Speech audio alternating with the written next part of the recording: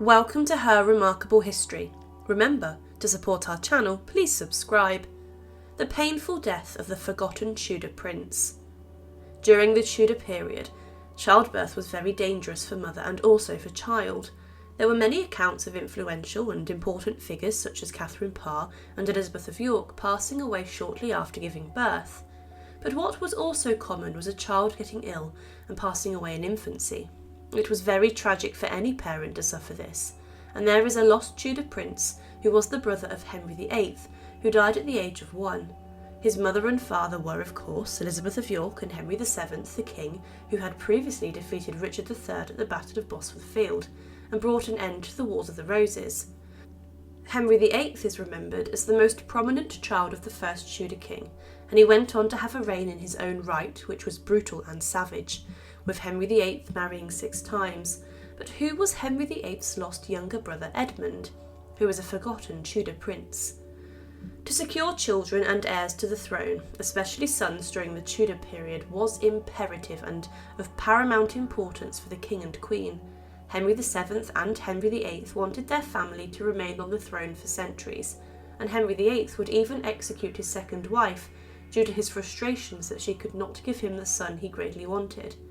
Henry VII and Elizabeth of York were a very fragile couple, and Elizabeth fell pregnant a number of times, but many of her children died at a young age, and this is what happened to Edmund, the Duke of Somerset. 3 years following the birth of Princess Mary Tudor, in the summer of 1497, the Queen went on a pilgrimage, and it's believed she tried to conceive with her husband again and produce another royal child. At this time she was 33, which should have lessened her chances of having a child in Tudor England.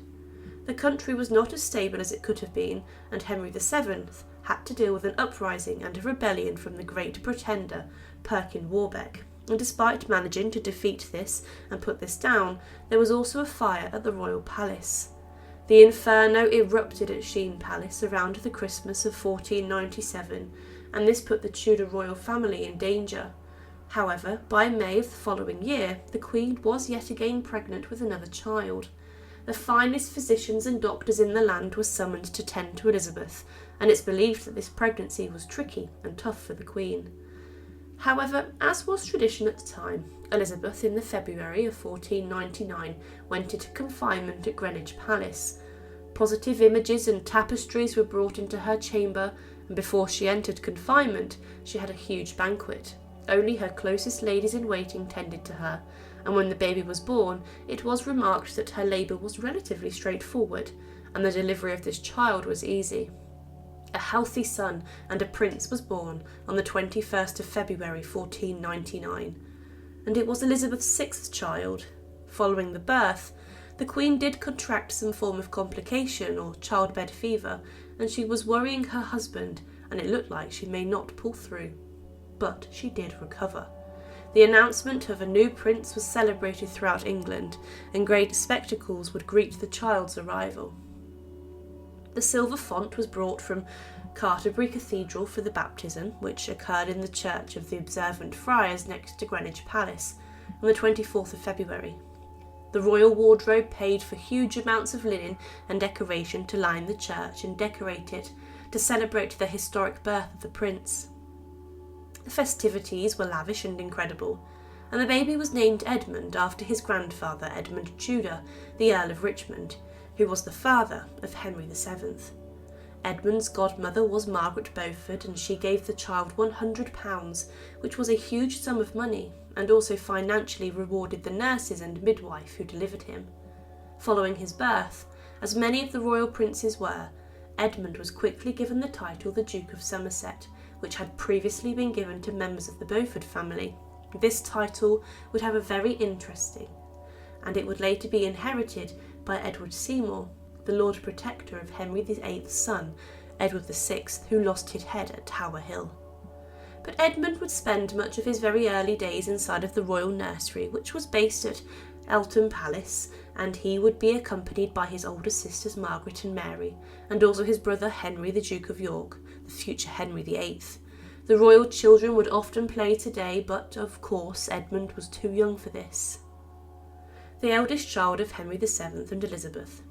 did not live with the children at the time with Eltham, as he was being prepared for being a Tudor king, but the children did benefit from the best upbringing, as in the September of 1499, Erasmus visited and was taken to the royal nursery by his friend Sir Thomas More. During the visit, the 9-year-old future Henry VIII made a big impression, and the 7-month-old Prince Edmund was held in the arms of the nurses whilst he visited.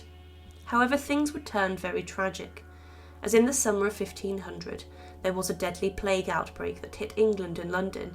The King and Queen left England to travel to Calais on business and stayed there in France for 40 days. During this time, the children, for their safety, were also taken from Eltham Palace to a more secure and secluded old palace at Hatfield in Herefordshire.